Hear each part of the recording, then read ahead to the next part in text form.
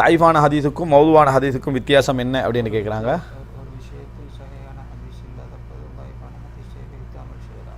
லைஃபான ஹதீஸுக்கும் சஹிஹான ஹதீஸுக்கும் வித்தியாசம் என்ன? ஒரு விஷயத்தில் வந்து சஹிஹான ஹதீஸ் இல்லை, அப்போ லைஃபான ஹதீஸை வச்சு அமல் செய்யலாமான்னு கேட்குறாங்க.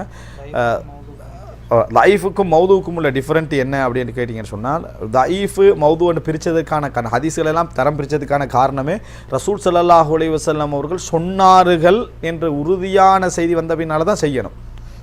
எந்த செய்தியும் ஒரு மனிதர் சொன்னார், அதை ரசூலுல்லாஹி ஸல்லல்லாஹு அலைஹி வஸல்லம் சொன்னார்கள், செய்தார்கள், அனுமதித்தார்கள், அல்லது அப்படி இருந்தது அப்படின்ற ஒரு தகவலாகவோ இருக்கிறதுக்கு ஆதாரபூர்வமான செய்தி இருக்கணும். கொஞ்சம் சந்தேகம் வந்தால் கூட எடுக்கக்கூடாது.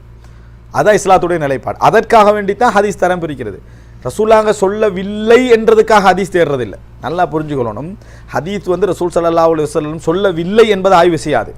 ரசூல் ஸல்லல்லாஹு அலைஹி வஸல்லம் அவர்கள் சொன்னார்களா என்பதை தான் ஆய்வு செய்யும். ரெண்டுக்கு வித்தியாசம் இருக்குது.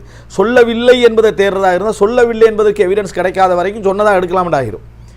எப்படி ஹதீஸ் கலையை தேடும் என்று சொன்னால், சொன்னார்கள் என்பதை உறுதிப்படுத்தும் வரைக்கும் ஹதீஸ் தேடிக்கின்றே இருக்கும். இந்த அடிப்படை தான் ஹதீஸ் என்ன செஞ்சது, ஆய்வு செய்யப்பட்டுச்சு.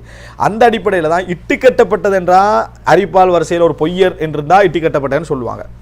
அல்லது அறிவிப்பால் வரிசையில் ஒரு சாதாரண பலகீனமானவர் இருக்கிறார், ஆனால் இஸ்லாத்துடைய அடிப்படையை தகர்க்கக்கூடிய ஒரு கருத்து அதில் வந்திருக்கும். சாதாரணமான பலகீனவர் தான் இருக்கிறார், ஆனால் அடிப்படையை தகர்க்கக்கூடிய கருத்து. எனவே இந்த பலகீனத்தால் தான் அது வந்தது. எனவே அதையும் பாத்திலன்னு என்ன செய்வாங்க, சொல்லுவாங்க.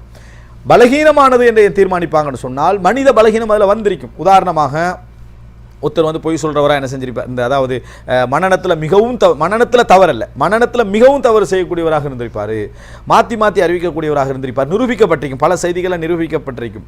இந்த மாதிரி இருந்தால் அந்த செய்தியில் எங்களுக்கு சந்தேகம் வந்துடும். எப்படி, இந்த ஹதீஸுக்குரிய அறிவிப்பாளர் வரிசையை தான் இவர் சொல்கிறாரா, அல்ல இந்த அறிவிப்பாளர் வரிசைக்குரிய ஹதீஸ் தானா இது போன்ற அந்த பலகீனங்கள், சந்தேகங்கள் அதில் வார நேரத்தில் இது ரசூல் நாங்கள் சொன்னாங்களா சொல்லலையா என்ற சந்தேகம் வந்த செய்தி. எனவே இந்த செய்தியை நாம் எடுக்க மாட்டோம் என்றது தான் தாயிஃப். இப்போ கேள்வி வரும், சொல்லியும் இருக்கலாமே என்பதற்காக மறுமையில் அல்லாஹ் எங்களுக்கு கேள்வி கேட்க போகிறதில்லை. சொல்லாமலும் இருக்கலாமே என்றதான் நீங்கள் அம்சம். எனவே ரசூல் ஸல்லல்லாஹு அலைஹி வஸல்லம் வழியாக ஒரு செய்தி வருவதாக இருந்தால் அது கன்ஃபார்மாக அறிவிப்பால் வரிசை சஹியாக இருந்தால் மட்டும்தான் நம்ம என்ன செய்ய முடியும், எடுக்க முடியுமே தவிர இல்லாத நேரத்தில் எடுக்க முடியாது. எனவே பலகீனம் என்பது நபிகளார் சொன்னார்களா என்று சந்தேகப்படுகின்ற அமைப்பில் அறிவிப்பாளர்கள் இருந்தால் அது பலகீனம். இட்டுக்கட்டப்பட்டது என்றது பொய்யரோ அல்லது பலகீனமானவர் இருந்து செய்தியில் மார்க்கத்துடைய அடிப்படைகளுக்கு முரணான கருத்துக்களோ இருக்குமாக இருந்தால் அதை நம்ம என்ன செய்கிறோம், அதாவது இட்டுக்கட்டப்பட்டதுன்னு சொல்கிறோம். முக்கியம் பலகீனமானவர் ரெண்டிலே விரிப்பார். இதுதான் மிக முக்கியமான செய்தி.